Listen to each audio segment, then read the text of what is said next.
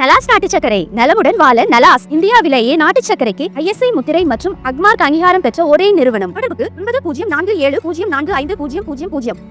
பக்தர்களின் போக்குவரத்து வசதிக்காக திருப்பதி மலையில் மேலும் 20 இலவச பேருந்துகளை இயக்க ஆந்திர அரசு முன்வந்துள்ளது.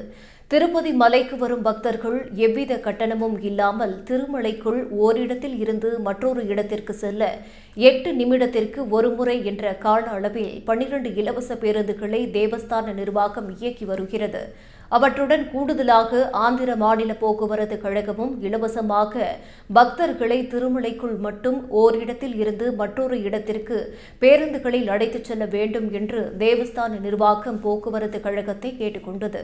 இதையடுத்து தேவஸ்தான நிர்வாகத்தின் வேண்டுகோளை ஏற்று தினமும் 20 பேருந்துகள் மூலம் 80 ட்ரிப்களை திருப்பதி மலையில் பக்தர்களின் வசதிக்காக இயக்க ஆந்திர அரசு போக்குவரத்து கழகம் முன்வந்தது. அதன் அடிப்படையில் மின்சார பேருந்து ஒன்றின் கட்டணமில்லா போக்குவரத்தை திருமலையில் தேவஸ்தான கூடுதல் நிர்வாக அதிகாரி வெங்கையா சௌத்ரி துவக்கி வைத்தார்.